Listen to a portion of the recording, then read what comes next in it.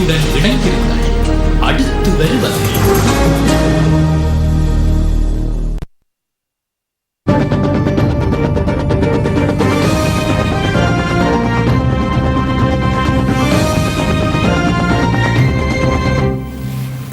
வணக்கம். வெள்ளிக்கிழமை சக்தி பிரஸ் ரிலீஸில் சந்திப்பதில் மிக்க மகிழ்ச்சி. இன்றைய தினம் 9ஆம் தேதி மே மாதம் 2014ஆம் ஆண்டு. இன்று செய்தி பத்திரிகை தாங்கி வரும் விடயங்களை கொஞ்சம் அலசி ஆராய்வதற்கு நமக்கு உறுதுணையாக செய்தி அறையிலிருந்து ஜெகநாத் கண்ணா வந்திருக்கிறார். வணக்கம் ஜெகநாத் கண்ணா. என்னுடைய பேர் கஜமோகன். வருகின்ற நாங்கள் வரவேற்கிறோம். செய்தி பத்திரிகைக்கு செல்வோம். இடைநடுவே மீண்டும் எனது பேரை சரியாக நினைத்து நீங்கள் இதை சொல்லணும். சரி, போமா செய்திகளுக்கு போகிறோம். அந்த அடிப்படையில் இன்று வெளிவந்திருக்கக்கூடிய சிங்கள பத்திரிகைகளுக்கு செல்ல போகிறோம். ஏனென்றால் ஜெகநாத் கண்ணா சிங்களத்தில் கைது இருந்தவர்னு எங்களுக்கு தெரியும். திவையின பத்திரிகை என்ன சொல்லுது? වැට් බදු වංචාවට දඩේ කෝටි 1200යි අවුරුදු 102ක් හිරේ. இந்த செய்தி கஜமோகன் இன்று அனைத்து பத்திரிகைகளும் வந்திருக்கக்கூடிய மிக முக்கியமான செய்தி. இலங்கையின் நீதித்துறையிலே நீதிமன்ற வரலாற்றிலே மிகப்பெரிய அபராத தொகை நேற்றைய தினம் முன்னாள் பிரதி சுங்க அதாவது உள்நாட்டு இறைவரி பிரதி ஆணையாளருக்கு விதிக்கப்பட்டிருக்கின்றது. அதாவது வெட் வரி மோசடி தொடர்பில் அவருக்கு 1200 கோடி ரூபாய் அபராதமும் 102 வருட சிறை தண்டனையும் விதிக்கப்பட்ட செய்தி. இந்த சாதனை நிகழ்த்தியவர் புகைப்படமும் இங்கு இருக்கின்றது. இவர்தான் எந்த காலகட்டத்தில் அந்த பதவியில் இருந்தார்? இது பல வருடங்களுக்கு முன்னர். இந்த வருடங்களுக்கு முன்னர் குறித்த காலப்பகுதி சரியாக தெரியவில்லை. தற்போது அமுல் இருக்கக்கூடிய அரசாங்கம் இருந்த நேரத்தில் பிரதியாண்டியாளர் இருந்தவரா அல்லது அதற்கு முன்னர் இருந்தவரா? அதற்கு முன்னராக இருக்க வேண்டும். இது பல வருடங்களா நீடித்த ஒரு வழக்கு விசாரணையாகவே. அப்படியான விசாரணைகளுக்கு தான் தண்டனைகள் அதிகமாக இருக்கிறது. மறைமுகமாகவும் நாங்கள் சிந்திக்க வேண்டும் தானே என்ற. ஆனால் ஒன்று, நீதிமன்றம் சுயாதீனமாக இயங்கி இருக்கிறது. ஏனென்றால் எந்த அழுத்தம் இல்லை என்ற ஒரு காரணத்தை நாங்கள் இங்கே பதிவு செய்யலாம். இது திவையின பத்திரிகையினுடைய செய்தியாக இருக்கின்றது. ஆனால் 102 வருட சிறை என்பது இந்த ஊழல இனி வருங்காலங்களில் ஊழல் நடவடிக்கை ஈடுபடுவதற்கு நல்ல ஒரு அடியாக இருக்கும்னு நான் நினைக்கிறேன். அதாவது இந்த வழக்கிலேயே 34 குற்றச்சாட்டுகள் முன்வைக்கப்பட்டிருந்தன. இந்த 34 குற்றச்சாட்டுகளுக்கும் தலா 3 வருடங்கள் வீதம் இவருக்கு தண்டனை விதிக்கப்பட்டிருக்கின்றன. அதே போன்று 400 கோடி ரூபாவை தான் இவர் உள்ளிட்ட 14 பேர் இணைந்து வரி மோசடி செய்திருந்தார்கள். இதில் 9 பேர் ஏற்கனவே நாட்டை விட்டு ஓடிவிட்டார்கள். ஐவருக்கு எதிராகத்தான் இந்த வழக்கு விசாரணை தொடர்ந்து முன்னெடுக்கப்பட்டு வந்தது. அதில் ஏற்கனவே ஏனையவர்கள் குற்றத்தை ஒப்புக்கொண்டிருந்தார்கள். இவரும் கடந்த வெள்ளிக்கிழமை தம் மீதான 34 குற்றச்சாட்டுகளையும் ஒப்புதல் அளித்திருந்தார். அந்த வகையில் இந்த 400 கோடி ரூபாவை மும்மடங்காக 1200 கோடி ரூபாய் செலுத்த வேண்டும் என மேல் நீதிமன்றம் உத்தரவு பிறப்பித்திருக்கின்றது. ஆனால் மிக முக்கியமான விஷயம் என்னன்னு சொன்னா, நான் யோசிக்க வேண்டிய விஷயம். சொல்லுங்க பாப்போம் என்னண்டு. அதாவது இது அனைத்துமே மக்களின் பணத்தை சூறையாடுவர்களுக்கு மிகப்பெரிய ஒரு தண்டனை. ஏனென்றால் சாதாரணமாக ஒவ்வொரு நாளும் தமது வேர்வையை சிந்து உழைக்கின்ற மக்களின் பணத்தை சூடியாடுவர்களுக்கு இந்த தண்டனை போதுமான ஒரு கேள்வியும் இருக்கத்தான் செய்கிறது. இது திவையின பத்திரிகையினுடைய செய்தி. அடுத்து தினவின பத்திரிகையினுடைய செய்தி. සම්බුදු සසුනේ චිරස්ථිතියට වැඩිම මෙහෙවරක් වුණේ මේ යුගයේදී රාමඤ්ඤ මහානිකායේ ලේකකාධිකාරී මාතලේ ධම්මකුසල හිමියන් කියති. அதாவது புத்த மதத்திற்கு மிக அளப்பெரிய சேவை இந்த காலகட்டத்திலே கிடைத்ததாக ராமඤ்ஞ மகானிகாயவின் பீடத்தின் செயலாளர் மாத்தலை தம்மகுசல தேரர் தெரிவித்ததாக இந்த செய்தி வந்திருக்கின்றது. வெசாக் கால பகுதி ஆரம்பமாகும் இந்த நிலையில் தான் இந்த செய்திக்கு முக்கியத்துவம் அளிக்கப்பட்டிருக்கின்றது தினமின பத்திரிகையில். මෞබිම පත්‍රනුடைய செய்தி. කෝටි 400 වැට් වංචාවේ වරද පිළිගනි. නියෝජ්‍ය කොමසාරිස් වසර 102ක් හිරේට கோடி 1200ක් දඩ மாசකින් නොගෙවුවොත් දේපල ராஜசந்தகாய். ஒரு மாதத்தில் செலுத்தாவிட்டால் அந்த அபராதத்தை அவரின் அனைத்து சொத்துகளுமே அரசுடைமையாக்கப்படும் என நீதிபதி உத்தரவிட்டிருக்கிறார். 1200 கோடி அவர்கிட்ட இருக்கா? இருக்கலாம். இனி 400 கோடி ரூபாய் அவர் எங்கு முதலீடு செய்து வைத்திருக்காரோ தெரியவில்லை. அடுத்து அத பத்திரிகையினுடைய செய்தி. இது மற்றும் ஒரு முக்கியமான செய்தி. பலலா மல்லின் எலியிட்ட பெண்ணாது பக்கர்கே ஹோட்டலே கசினோ தான் புழுவா.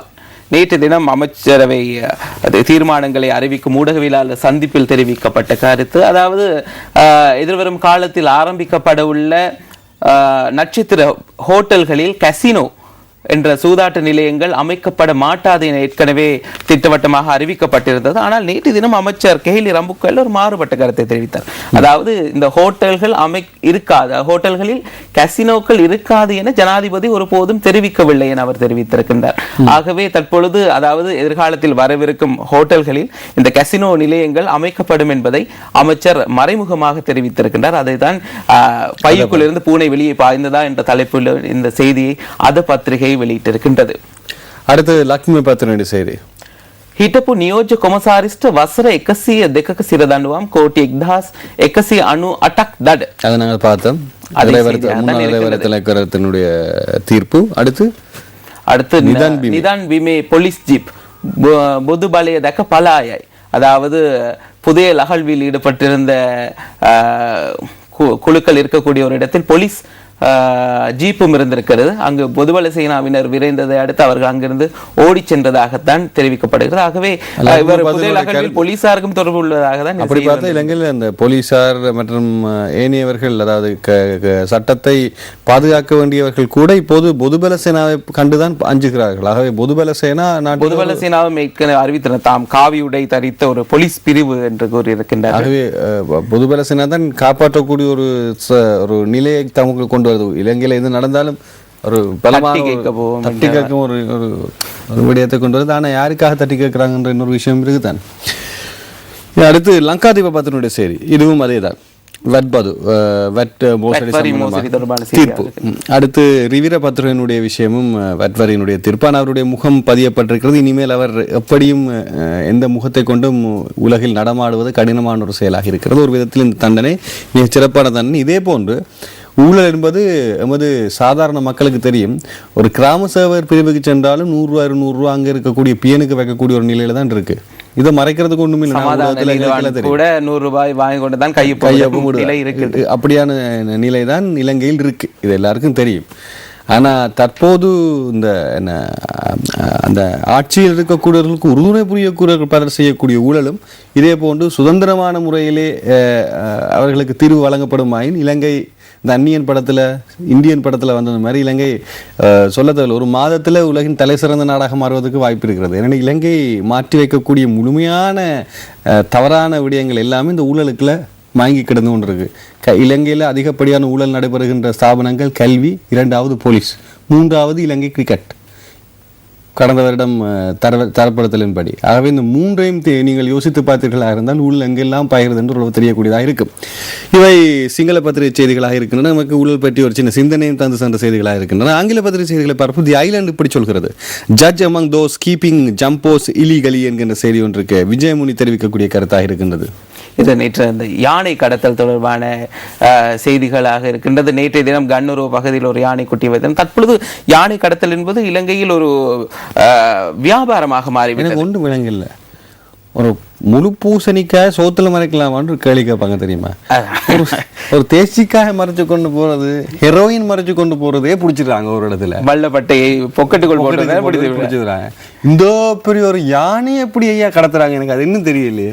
நேற்றைய தினமும் கண்ணூர் பகுதியில் ஒரு யானை குட்டியை மறைத்து வைத்திருந்த போது அதனை அதிகாரிகள் சென்று கைப்பற்றி அதில் கைது செய்யப்பட்ட 2வரை விளக்கமறியில் வைத்த செய்திதான் வந்திருக்கின்றது. நேற்று தினம் பாராளுமன்றத்தில் மிகவும் வாத பிரதிவாதங்கள் ஏற்படுத்திய ஒரு விடயமாக இது மாறி இருந்தது. அந்த வகையில் ஒரு தேசிய கட்சிக்கு இன்னும் பெரிய ஒரு சவாலாக இருக்கு. தங்களது சின்னத்தையே கடத்தக்கூடிய, ஆனால் ஐக்கிய தேசிய கட்சியில் இருப்பவர் கடத்தியால் அரசாங்கத்துக்கு பயனில்லை. நேற்று தினம் ஆனால் ஐக்கிய தேசிய கட்சியில் ஒரு பட்டியலை வெளியிட்டார்கள். அதில் குறிப்பாக நாட்டில் இருக்கக்கூடிய பிரபலங்கள் பலரது வீடுகளில் சட்டவிரோதமாக யானைகள் தடுத்து வைக்கப்பட்டுள்ளதாக தெரிவிக்கப்பட்டிருந்தது. அந்த வகையில் முடியுமானால் அவற்றை கண்டுபிடித்து தருமாறு ஐக்கிய தேசிய கட்சியினர் நேற்றைய தினம் சவால் விடுத்திருக்கின்றார்கள். அமைச்சரும் சவாலை ஏற்றுக்கொண்டார். ஒரு கௌரவ கடத்தலோ தெரியவில்லை. இப்போது இந்த பன்சலைகளில் பெருகிற நடைபெறுவது தானே, அங்கே யானை தான் கௌரவமான ஒரு விலங்காக செல்லும். இது தங்களுடைய அந்த பலத்தை நிரூபிப்பதற்கோ அல்லது தமது குடும்ப இருக்கலாம். அது மன்னர் காலத்தை தொட்டே இருந்து வந்த பழக்கம். யானைகள் அதிக அளவில் இருப்பவர் அந்த சமூகத்தில் அங்கீகரிக்கப்பட்டவராக ஏற்றுக்கொள்ளப்படும் ஒரு முக்கியஸ்தராக விளங்கியிருந்தார். இனி யானைகளுக்கு மதம் பிடித்தாலும் நாங்கள் மறப்பதற்கு இல்லை. மதத்தில் மதம் பிடிக்கும் போது யானைக்கு மதம் பிடிச்சாங்க நிச்சயமாக. அடுத்து நாங்கள் சிலோன் டுடே பத்தினுடைய செய்திகளுக்கு செல்வோம். Accused admits to criminal misappropriations of fund, 12 billion rupees fine imposed to be paid within a month. Failure to do so, all assets would be confiscated. அப்படி பார்த்தா மொத்தமாக இவருக்கு சொத்து அதை விட அதிகமாக இருக்கணும்னு நான் நினைக்கிறேன். ஏனென்றால் இவர் அந்த ஒரு மாதத்துக்குள்ளே அந்த 1200 கோடி ரூபாய் கொடுக்காவிட்டால் அவர் அனைத்து சொத்துக்களும் முடக்கப்படும் சொல்லப்படுகிறது. அப்படின்னா சொத்து மதிப்பு அதை விட அதிகமாக. சில பத்திரிகைகளில் இந்த செய்தி இருந்தது கஜமோகன், அதாவது இவரின் மனைவியின் பெயர்களில் சில சொத்துக்கள் வாங்கப்பட்டிருப்பதாகவும் தென்னந்தோட்டங்கள் எல்லாம் இருப்பதாகவும் கூறப்பட்டிருக்கின்றது. ஆகவே சில வேளைகளில் இவர் இந்த தொகையை செலுத்துவதற்கான வாய்ப்பும் இருக்கின்றது. ஆனால் பொறுத்திருந்து பார்க்க வேண்டும். இவருக்கு அபராதம் மாத்திரமல்ல 102 வருட சிறை தண்டனையும் இருக்கின்றது. 4 billion rupees VAT scam accused gets 102 year jail term. ஆனால் இதில் எப்படி பணம் கட்டினாலும் எப்படி என்ன செய்தாலும் இவரது சிறை தண்டனை குறைக்கப்பட மாட்டாது. நிச்சயமாக அவை தனது முழுமையான ஆனால் விதிக்கப்பட்ட சிறை தண்டனைகள் சில சந்தர்ப்பங்களில் பொது மன்னிப்பு அடிப்படையில் குறைக்கப்படலாம். ஆனால் இவர் வயதோடு நோக்கும் இடத்து இது எந்த அளவு சாத்தியப்படுமோ என கூற முடியாது.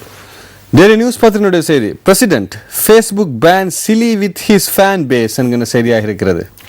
நேற்றைய தினம் ஜனாதிபதி அவர்கள் ட்விட்டர் தளத்தினூடாக இம்முறை சர்வதேச இளைஞர் மாநாட்டில் கலந்து கொண்டுள்ள இளைஞர் யுவதிகளின் கேள்விகளுக்கு சுமார் 45 நிமிடங்கள் பதிலளித்திருந்தார். இதில் இளைஞர்கள் கேட்ட ஒரு முக்கியமான கேள்விதான் இந்த சமூக இணையதளங்கள், சமூக தளங்கள், வலைத்தளங்கள் இலங்கையில் தடை செய்யப்படுமா என ஜனாதிபதியிடம் கேள்வி எழுப்பியிருந்தார்கள்.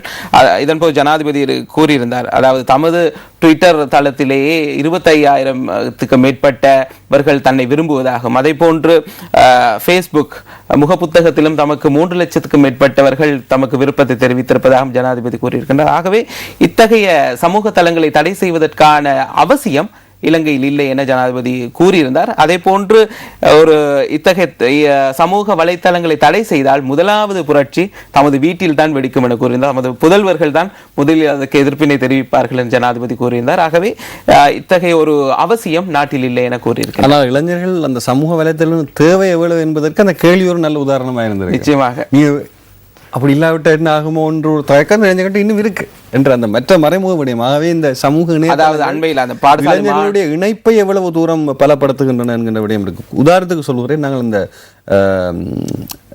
பேசும் படம் என்கின்ற குறுந்திரைப்பட போட்டி ஒன்று நடத்துகின்றோம். இலங்கையிலே முதல் தடவையாக ஒரு தொலைக்காட்சி நிறுவனம் எமது நாட்டு தமிழ் பேசும் இளம் படைப்பாளிகளை மையப்படுத்தி நாங்கள் செய்கின்றோம். 100கணக்கான குறுந்திரை படங்கள் வந்தது. நாங்கள் எதிர்பார்க்கவில்லை இவ்வளவு திறமை இலங்கையில் இருக்கும் என்று. ஆனால் எமக்கு பெருந்தன்மையான விடயம் அது, நாங்கள் திரையிட்டவுடன் இளைஞர்கள் இந்த சமூக இணையதளங்களினூடாகத்தான் தமது கண்ணோட்டத்தை அதிகம் தருகிறார்கள். அதே நேரம் தமக்குள்ளே தங்கள் சுய என்ன சொல்வது விளம்பரங்களை போடுவது, இதை பார்க்க சொல்லுவது மிகவும் ஆரோக்கியமாக இருந்தது. ஆகவே ஆரோக்கியமான நல்ல விடயங்களும் இந்த இணையதளங்களில், அதுவும் குறிப்பாக சமூக இணையதளங்கள் இருக்கிறது. நாங்கள் எமது நிகழ்ச்சியை கூட கஜமுகன் இப்போது பார்க்க முடியாதவர்கள் எல்லாம் சமூக இணையதளங்களிலூடாக தான் பார்க்கக்கூடிய வாய்ப்பு இருக்கின்றது. இப்படியான நல்ல விடயங்களை நாங்கள் மறந்து விடுகிறோம். ஒரு சின்ன சின்ன தீய விடயங்கள் என்பதற்கு ஒரு நல்ல ஒரு தலைப்பாகவும் இது இருக்கிறது. Common candidate that's the president free to oppose என்கிற செய்தியாக இருக்கிறது. அதாவது தற்பொழுது அடுத்த தேர்தல் ஜனாதிபதி தேர்தலாக இருந்தால் யார் பொது வேட்பாளர் என்பதுதான் மிகவும் பரவலாக பேசப்படும் விடயம். ஆகவே இன்றைய சுதந்திரமாக எதிர்க்க முடியும் என்கின்ற ஒரு துணைப்பொருளே இருக்கிறது ஜனாதிபதியினுடைய புகைப்படம் தாங்கி. அந்த அளவு தூரம் நம்பிக்கை ஜனாதிபதிக்கு இருக்கின்றது. இது டெய்லி நியூஸ் பத்திரிகையினுடைய தேசிய பத்திரிகையினுடைய பிரதான தலைப்புகள் 2. டெய்லி மிரரும் tax officer find 12 billion for fraud என்கிற செய்தி ஒன்று பிரசுரமாயிருக்கின்றது. இவை இன்றைய தினம் ஆங்கில பத்திரிகைகள் கொண்டு வந்த செய்திகள். இனி எமது பத்திரிகை செய்திகளுக்கு செல்வோம். முதலிலே நாங்கள் இன்று பார்ப்போம் தினகரன் பத்திரிகை என்ன கொண்டு வந்திருக்கிறது என்று. இளைஞர்களின் பறிக்கப்பட்ட உரிமைகளை மீண்டும் பெற்றுக் கொடுத்துக் கொண்டிருக்கின்றோம். மதங்கள் அடிப்படையிலான வன்முறைகள் ஒருபோதும் இருந்ததில்லை. ஃபேஸ்புக், ட்விட்டர் சமூக வலைத்தளங்களை தடை செய்ய மாட்டேன் என்று ஜனாதிபதி தெரிவித்த கருத்து பிரதான தலைப்பாக இருக்கின்றது. உலக இளைஞர் மாநாடு நேற்றைய அமர்வில் ஜனாதிபதியின் செயலாளர் பங்கேற்பு. கொழும்பு பிரகடனம் நாளை வெளியிட என்கிற செய்தியாக இருக்கிறது. கொழும்புல ஒரு பிரகடனம் வெளியிட இருக்கின்றார். நிச்சயமாக எந்த நாட்டிலே இந்த மாநாடு நடைபெறுகின்றதோ ஏற்கனவே நாங்கள் பார்த்திருந்தோம். பொதுநலவாய நாடுகள் மாநாடு நடந்த சந்தர்ப்பத்திலும் சின்ன சந்தேகம் செய்தியாளர் விளக்கிய கூறுங்கள். இந்த உலக இளைஞர் மாநாடு ஹம்பாந்தோட்டையில் நடக்குதா, கொழும்புல நடக்குதா? ஆரம்ப விழா மாத்திரமே ஹம்பாந்தோட்டையில் நடைபெற்றது. ஹம்பாந்தோட்டையில் தற்பொழுது நிர்மாணிக்கப்பட்டுள்ள அந்த சர்வதேச அரங்கம், அதன் பார்வையும் திரும்ப வேண்டும். அதே போன்று இலங்கையில் இருக்கக்கூடிய ஒரே ஒரு இளைஞர் நகரம் என பெயர் சூட்டப்பட்ட நகரம் ஹம்பாந்தோட்டை நகரம். அதில் தற்பொழுது இளைஞர்களுக்கு தேவையான அனைத்து விதமான வசதிகளும் ஏற்படுத்தப்பட்டு ஒரு பூரணத்துவம் மிக்க நகரமாக அது உருவாக்கப்பட்டு வருகின்றது. அதே நேரத்தில் மத்திய விமான நிலையம் ஒன்று அங்கே இருக்கிற என்பதை காண்பிக்க நிச்சயமாக தற்பொழுது, அதாவது இலங்கையில் கடந்த சில தசாப்தங்களுக்கு முன்னர் பார்த்தோமானால் ஹம்பாந்தோட்டை என்பது மிகவும் பின்தங்கிய ஒரு பகுதியாக இருந்தது. அங்கிருந்த மக்களின் வாழ்க்கை தரமோ மிகவும் அடிமட்டத்தில் இருந்த ஒரு பிரதேசம். தற்பொழுது அதன் நிலை முற்றாக தலைகீழாக மாறி கொழும்புக்கு சவாலாக விளங்கக்கூடிய ஒரு பகுதியாக மாறி வருகின்றது. இதன் முக்கியத்துவத்தை விளக்கும் வகையில் தான் அங்கு ஆரம்ப விழாவை அரசாங்கம் திட்டமிட்டு நடத்தியிருந்தது. அந்த வகையில் தற்பொழுது ஏனைய வசதிகள் அனைத்துமே இருக்கக்கூடிய கொழும்பு பண்டாரநாயக்க சர்வதேச மாநாட்டு மண்டபத்தில் தான் அடுத்த அமர்வுகள் எல்லாம் ஆரம்பமாகி, ஆகவே இந்த உலக இளைஞர் மாநாடு என்கின்ற விடயம் கொழும்பு என்ற பதத்தில் தான் உலகத்துக்கு காண்பிக்கப்பட்டிருக்கிறது. கொழும்புல நடைபெறுது, அதான் உண்மை. நிச்சயமாக அதனால கொழும்பு பிரகடனம், கொழும்பு தலைநகரம் முன்னரே அறிவிக்கப்பட்டிருந்தது. அதாவது அங்குரார்ப்பணை விழா மாத்திரம்தான் ஹம்பாந்தோட்டையில், ஏனைய அனைத்துமே கொழும்பில் என. தற்பொழுது கொழும்பு பிரகடனம் தான் நாளைய தினம் வெளியாக இருக்கின்றது. நல்ல ஒரு விளக்கம், நன்றி. மாணவிகளை இராணுவம் துன்புறுத்துவதாக வெளியான செய்திக்கு புது முறிப்பு அதிபர் மறுப்பு, நிலைமையை விளக்கி பாதுகாப்பு அமைச்சுக்கு கடிதம் என்கிற செய்தியாக கிளிநொச்சி புது முறிப்பு விக்னேஸ்வரா வித்தியாலய மாணவிகள் இராணுவ சிப்பாய்களினால் பாலியல் துன்புறுத்தல்களுக்கு உள்ளாக்கப்படுவதாக தமிழ் கார்டியன் பத்திரிகையில் வெளியான செய்தியினை பாடசாலை மறுத்திருக்கின்றார் என்கிற செய்தியாக இருக்கிறது. இது இப்படியான ஒரு விடயம் வெளிப்படுத்தப்படுவது நமக்கு தினகரன் மூலமாக எனும் போது ஒரு நியாயமான ஒரு பார்வை ஒன்று நமக்கு வருகிறது இல்லையா? ஆமாம், அதில் இரண்டு பக்கமும் பார்க்க வேண்டும் கஜமோகன். குறிப்பாக சில அதாவது இணையதளங்கள் வெளியாகும் ஓரிரு பத்திரிகைகள் தமக்கு தேவையை போல செய்திகளை உருவாக்கி எழுதும் சூழலும் பாடசாலை அதிபரை இருப்பதாக தெரியவில்லை. நிச்சயமாக ஒரு செய்தி அது ஒரு தலைபட்சமாக தான் அநேகமான சந்தர்ப்பங்களில் இருக்கின்றது. ஆகவே பாடசாலையின் அதிபர் மறுத்திருக்கின்றார். நாங்கள் அந்த கண்ணோட்டத்தில் பார்க்கும் பொழுது ஒரு பக்கம், இன்னொன்று பாடசாலை அதிபர்களுக்கு இருக்கக்கூடிய அழுத்தங்கள், அது நாங்கள் யாழ் பல்கலைக்கழகத்தை பார்க்கும்போது அப்படியான ஒரு சூழலும் இருக்கலாம். நாங்கள் இடைநடுவே கொடுக்கக்கூடிய தலைப்பை நாங்கள் கூறுகின்றோம். மாணவிகளை இராணுவம் துன்புறுத்துவதாக வெளியான செய்திக்கு புது முறிப்பு அதிபர் அவர் இடம்பெற்றால் அது கண்டிக்கத்தக்கது. அவர் இல்லை என்றால் அவ்வாறு செய்திகளை வெளியிடுவதையும் கண்டிக்க வேண்டும். அடுத்து, கால்நடை மேய்ச்சல் தரை யானைகள் ஆக்கிரமித்த அட்டகாசம், வட்டமோடு பண்ணையாளர்கள் கவலை. அப்போ இது பெரிய ஒரு திருக்கோவில் பிரதேச செயலகர் பிரிவுக்கு வட்டமோடு கால்நடைகளுக்கான மேய்ச்சல் நில பிரதேசம் தற்போது காட்டு யானைகளின் உறைவிடமாகவும் மேய்ச்சல் தரை காட்டுப்பகுதியாக மாற்றம் கண்டு வருகிறது என்ற செய்தி வந்திருக்கு. இந்த செய்தியை நாங்கள் சொல்றது சரியில்லை, சொல்லுங்க. கடத்தல்காரர்கள் பிறகு எங்க திருக்கோயில் பக்கத்துக்கு போயிடுவாங்களோ தெரியாது, இருக்கலாம், மக்களுக்கும் தெரியாது. உண்மையா வன ஜீவராசிகள் திணைக்களத்திலிருந்து வந்திருக்கிறவர்கள் தான் இவர்களா, அல்லது இவர்கள் உண்மையாக யானை எடுத்துட்டு போகிறாங்களான்றதும் தெரியாது. மற்றது இந்த குறிப்பாக இந்த என்ன யூனிஃபார்ம் சொல்லப்படுகின்ற உத்தியோக சீருடைகளை எடுப்பதும் இப்போது பெரிய விடயம் இல்லை. குருநாகல் பகுதியில் நடந்தது தெரியும் தானே, போலீசாரிட சீருடையை எடுத்துட்டு போயிருக்காங்க. நான் சொல்றதே பயமா இருக்கு. திருக்கோயில் பிரதேசத்தில் இடம்பெற்ற ஒரு செய்தி, கால்நடை மேய்ச்சல் தரையை யானைகள் ஆக்கிரமித்து அட்டகாசம் என்ற தலைப்பில் இருந்திருக்கு. சரியா? வந்தீங்க இல்ல, ஒரு காலத்துல யானைகள் இல்லை என அனைவரும் போர்க்கொடி தூக்கினார்கள். அதாவது யானைகள் அழிந்து போகும் அபாயத்தில் இருக்கின்றன. தற்பொழுது யானைகளின் பெருக்கம் அதிகரித்து காடுகளிலும் யானைகள், கிராமங்களுக்குள்ளேயும் யானைகள் வரும் நிலைக்கு வந்திருக்கின்றன. அதே நேரத்தில் இது ஒரு பிசினஸாக செய்கின்றார்கள். அதே நேரத்தில் ரெண்டு புகையிரதம் பல நோக்கி சென்று என்றதான் தாமதம். ஆனா ஒரு நாளும் அதுல போய் செல்றதுக்கான ஒரு நிலை அமைச்சு கொடுக்கப்படுதில்லை. இல்ல ரெண்டு பட்டி இல்லாம போகுது, இல்லாட்டி பொறுத்தவரையில் ஆக்சிடென்ட் ஆகுது. ஒரே கிழமையில் 4-5 யானைகள் மோதி இருக்கு. அதுவும் முல்லைத்தீவு மாவட்டத்தில் இருக்கக்கூடிய பழைய நோக்கி செல்லும் போது அது வேற கதை. அதாவது தெற்கில் பிடிக்கப்படும் யானைகள் எல்லாம் கொண்டு போய் அங்கு வடக்கில் இருக்கக்கூடிய காடுகளில் பலவந்தமாக விட்ட சம்பவங்களை நாங்கள் அறிகின்றோம். அந்த வகையில் தற்பொழுது அங்கு ஒரு யானைகளின் அட்டகாசம் ஏற்பட வேண்டிய சூழல் உருவாக்கப்பட்டிருக்கின்றது. இப்படியான விடயம் இருக்கு. அது என்னதுக்குன்னு தெரியாது. சரி, அடுத்த செய்திகளுக்கு போ. யானை என்றாலே பிரச்சனை தான். யானை சின்னம் இருக்கக்கூடிய கட்சியில் தலைமைத்துவ பிரச்சனையும் இருக்கிறது. அடுத்து நாங்கள் சொல்லுவோம், தினகரன் பத்திரிகையினுடைய ஆசிரியர் தலையங்கத்திற்கு தேவையற்ற அழுத்தங்களுக்கு மத்தியிலும் இலங்கையில் பொருளாதார வளர்ச்சி என்கிற செய்தியாக இங்கே பிரசுரமாக இருக்கிறது ஆசிரியர் தலையங்கம். அடுத்து நாங்கள் உலக இளைஞர் மாநாடு பற்றி ஒரு கார்ட்டூன் சுந்தரை வரைந்திருக்கிறார். தேசிய நலன் கருதி சுந்தரனுடைய இந்த சிந்தனை நீண்ட காலத்திற்கு பின்னர் வரவேற்கத்தக்கதாகவே இருக்கிறது. இவை இன்றைய தினம் வெளியாகிய தினகரன் பத்திரிகையினுடைய செய்திகள். தொடர்ந்து நாங்கள் வீரகேசரி பத்திரிகை செய்திகளுக்கு செல்வோம். நாங்கள் பார்த்த செய்தி இறைவர் திணைக்களத்தின் முன்னாள் பிரதி ஆணையாளருக்கு 102 வருடங்கள் சிறை, 1998 கோடி ரூபாய் அபராதம், 400 கோடி ரூபாய் வட் வரி மோசடி வழக்கில் மேல் நீதிமன்றம் அதிரடி தீர்ப்பு என்கின்ற செய்தி இருக்கிறது. பெரும்பான்மை சமூகத்தினரால் ஏற்றுக்கொள்ளப்படும் ஒருவரையே பொது வேட்பாளராக நிறுத்த முடியும். விக்னேஸ்வரன் விவகாரம் குறித்து ஐக்கிய தேசிய கட்சி, ஜனநாயக கட்சி, ஜேவிபி தலைவர்கள் கருத்து. ஆகவே ஜேவிபி, ஜனநாயக கட்சிகள் சிறுபான்மையினருக்கு கரிசனை காட்டக்கூடிய சொற்பிரயோகங்களை அண்மை காலமாக சொல்லி வந்த அந்த செய்தி இங்கே பொதுவாக இருந்து பேரினம், அதாவது பெரும்பான்மை சமத்தை ஏற்றுக்கொள்ளப்பட ஒருத்தரைத்தான் விடலாம்னு சொல்ற இந்த விடயத்தோடு அம்பலமாகி இருக்கிறது. சிறுபான்மை ஒருவரை பெரும்பான்மை சமூகத்தினர் ஏற்றுக்கொள்ள கூடாது. நாங்கள் பெரும்பான்மை சமூகத்தை சேர்ந்த ஒருவரை அங்கீகரித்து தெரிவு செய்வோமாக இருந்தால் ஏன் மறுபுறம் அது நடக்கக்கூடாது என்பதையும் யோசிக்க வேண்டும். ஆகவே அப்படி பார்க்கும்போது மறைத்து வைத்திருக்கக்கூடிய இனவாத வெளிப்பாடுகள் மிக சிறப்பாகவே தெரிகிறது. இதை எம்மவர்களும் கரிசனை தேர்தல்களில் சிறுபான்மை ஊடகங்களாக இதை எடுத்துரைக்க வேண்டிய கடமையிலும் நாங்கள் இருக்கின்றோம். மறைப்பதற்கு ஒன்றுமில்லை. ஆகவே இது பெரும்பான்மை சமூகத்தால் ஏற்றுக்கொள்ளப்படும் ஒருவரையே பொது வேட்பாளராக நிறுத்த முடியும். விக்னேஸ்வரன் விவகாரம் குறித்து ஐக்கிய தேசிய கட்சி, ஜனநாயக கட்சி, ஜேவிபி தலைவர்கள் கருத்து. மக்களே ஏமாற வேண்டாம். அடுத்து, தம்புள்ளை ஹைரியா பள்ளிவாசலை புரிதொரு இடத்தில் நிர்மாணிக்க முடிவு, இணக்கம் தெரிவித்தது நிர்வாகம் என்கின்ற செய்தி இங்கே இருக்கின்றது. நான் பார்த்தேன், யோகேஸ்வரன் எம்பி நேற்று ஒரு கருத்தினை வெளியிட்டிருந்தேன், இதை தடுத்து நிறுத்த வேண்டும் இந்த ஹைரியா பள்ளிவாசல் என்று. ஆனால் இங்கே புரிதொடத்தில் நிர்ணயிக்க நிர்வாகம் இணக்கம் தெரிவித்தது. மற்றொரு பத்திரிகையிலும் இருக்கின்றது. பிரதி அமைச்சர் ஃபைசர் முஸ்தபாவும் தெரிவித்திருந்தார், இதனை செய்ய விட மாட்டேன் அப்படி ஒரு கருத்து. ஆனாலும் நேற்று முன்தினமும் தம்புள்ளை ரஜமஹா விஹாரையின் தேரர்கள் உள்ளிட்ட குழுவினர் சென்று அங்கு அதாவது இந்த பள்ளிவாசலை ஊடறுத்து செல்லும் வகையில் ஒரு வீதி அமைப்பதற்கான முயற்சிகளை மேற்கொண்டிருக்கின்றார்கள். ஆகவே அவ்வாறான ஒரு வீதி அமைக்கப்பட்டால் அங்கு பள்ளிவாசலுக்கு ஏற்ற சூழல் இருக்காது. தற்பொழுது பள்ளிவாசல் நிர்வாகம் அதிகாரிகளுடன் கலந்துரையாடி மாற்றொரு இடத்திலே இந்த பள்ளிவாசலை நிறுவுவதற்கு இணக்கம் தெரிவித்திருக்கின்றார்கள். ஆகவே நான் நினைக்கும் வகையில், அதாவது ஏற்கனவே தம்புள்ளை ரஜமஹா விஹாரை அண்மித்த பகுதி ஒரு புனித பிரதேசமாக அறிவிக்கப்பட்டிருந்தது. ஆகவே இந்த புனித பிரதேசத்துக்கு வெளியே என்பது மனிதத்திலே தான் தங்கி இருக்கிறது. நிச்சயமாக, அதாவது மதங்கள் மனிதத்துவ இஸ்லாமிய ஒரு வழிபாட்டு தலம் புனிதமான இடம் அல்லவா என்ற கேள்வி எழுகின்றது. ஏனைய சமூகங்கள் புனிதத்துவம் வாய்ந்தவை அற்றதா?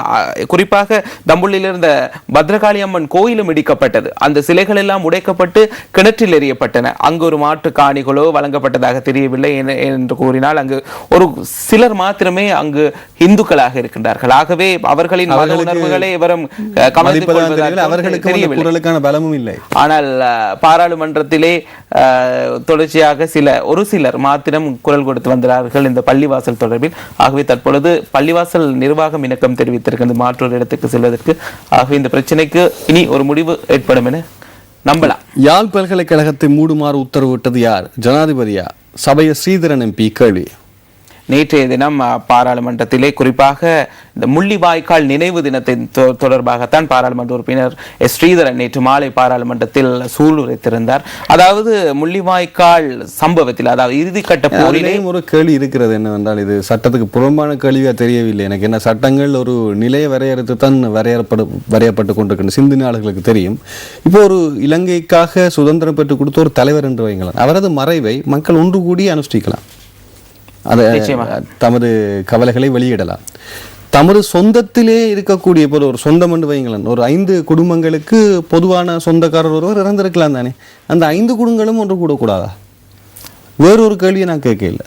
உங்களோட விடயத்தில் உங்களுடைய தம்பி இறந்திருக்கிறார் இந்த யுத்தத்தில், பொதுமக்கள் என்ற அடிப்படையில் செல்லும் போது 10 குடும்பத்திற்கு சேர்ந்த ஒரு உறவினராக இருந்தால் அந்த 10 குடும்பமும் அனுஷ்டிப்பதற்கு கூட உரிமை இல்லையா என்ற ஒரு கேள்வி இருக்கிறது. அதாவது இந்த விடயத்தை நேற்றைய தினம் தெளிவுபடுத்தியிருந்தார்கள். அதாவது 10 பேர் கூடி கொண்டாடலாம், அதை நினைவு கூறலாம், வழிபாடுகளில் ஈடுபடலாம். ஆனால் மேடை அமைத்து பொதுக்கூட்டம் நடத்தி பிரசாரம் செய்வது தான் தடை செய்யப்பட்டிருக்கின்றது. ஆகவே அமைதியான முறையில் அனுஷ்டிக்கப்படும் எந்த ஒரு அனுஷ்டானங்களுக்கும் தடை இல்லை என நேற்றைய தினம் பாதுகாப்பு அமைச்சும் வலியுறுத்தி இருக்கின்றது.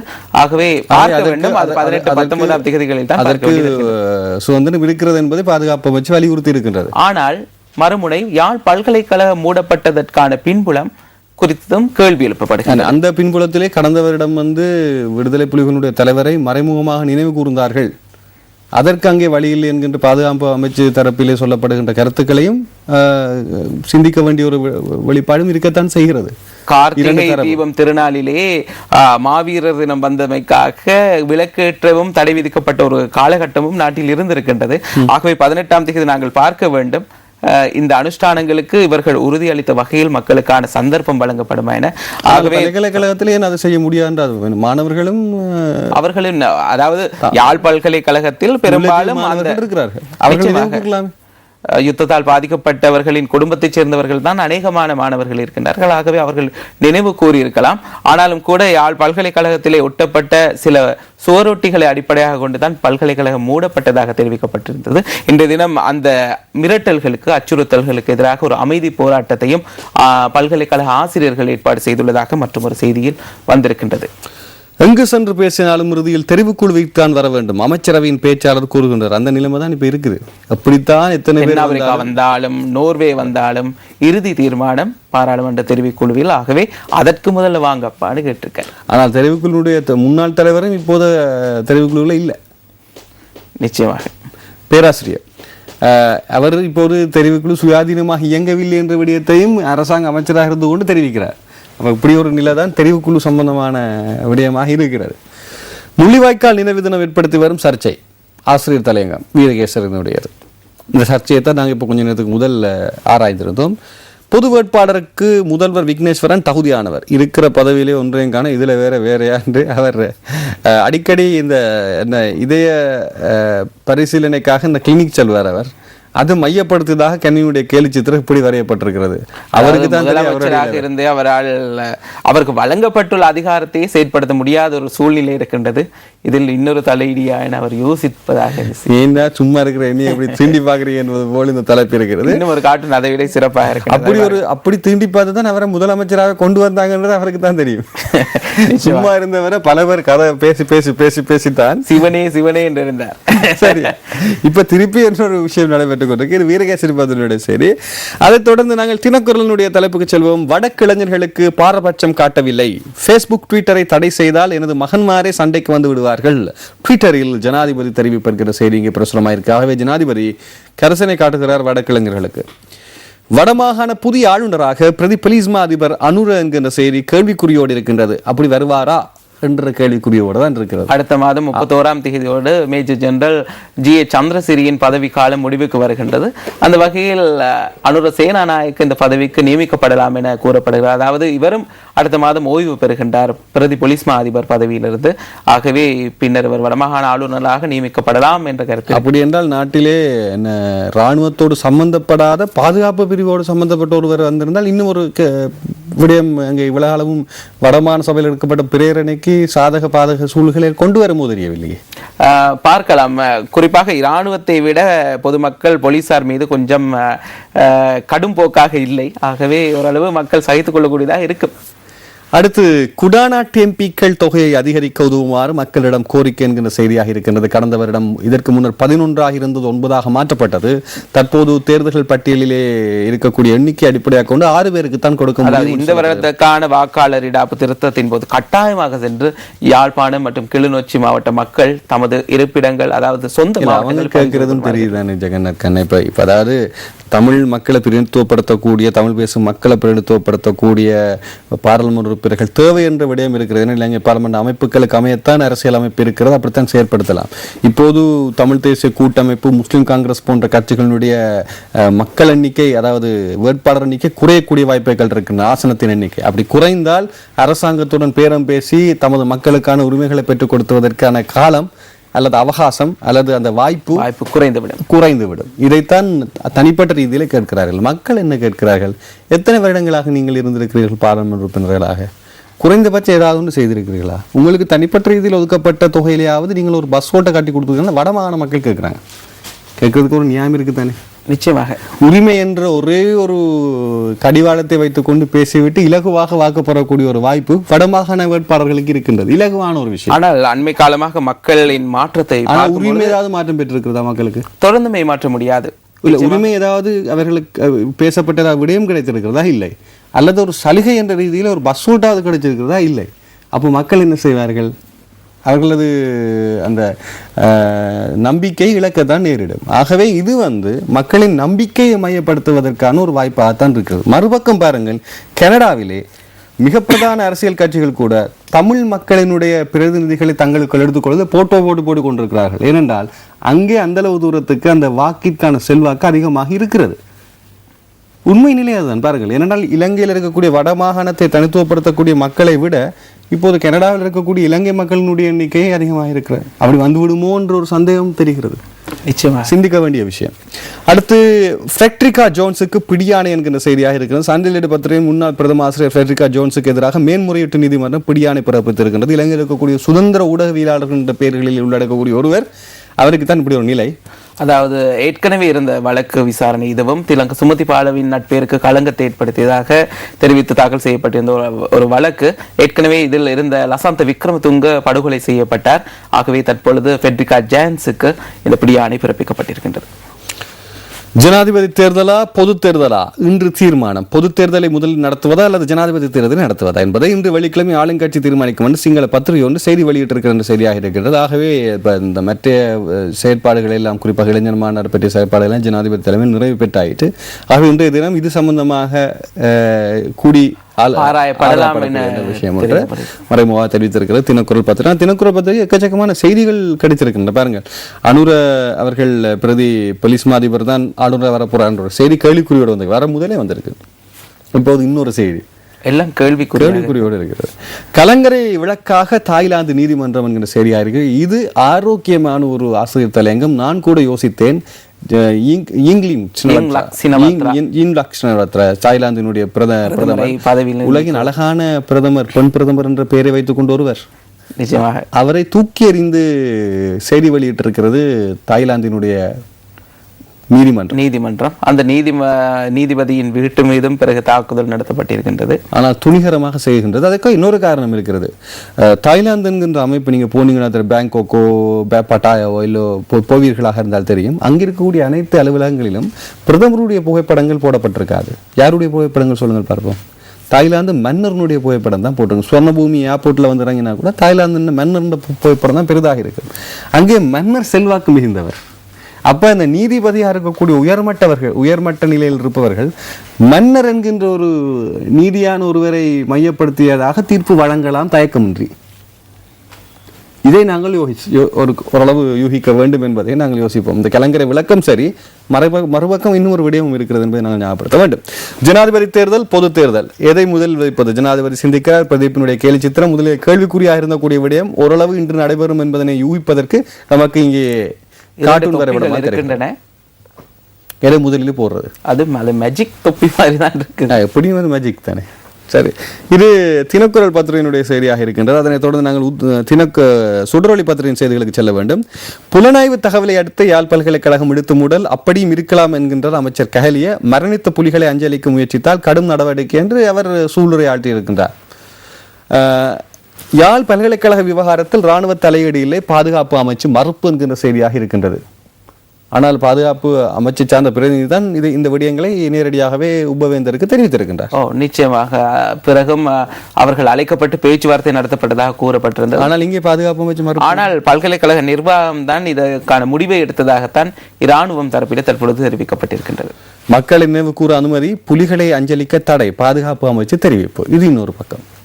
அடுத்து ஆணைக்குழு சிபாரிசுக்குள் இதுவரை 70% அமுல் அரசு தெரிவிப்பு என்கிற செய்தி பிரசுரமாக இருக்கிறது. அதாவது கற்றுக்கொண்ட பாடங்கள் நல்லிணக்க ஆணைக்குழுவின் பரிந்துரைகள் 70%மானவை நிறைவேற்றப்பட்டுள்ளது. அதாவது பெரும்பான்மையானவை நிறைவேற்றப்பட்டிருக்கிறது. ஆனால் எல்எல்ஆர்சியினுடைய நம்பகத்தன்மை எவ்வளவு என்பதனை பலரும் இப்போது கேள்விக்கு, அதாவது என்ன நல்லிணக்கம் ஏற்பட்டிருக்கின்றது என்ற நிலை, அதாவது 70% என்பது அரைவாசிக்கு மேல் பூரணப்படுத்தப்பட்டிருக்கின்றது.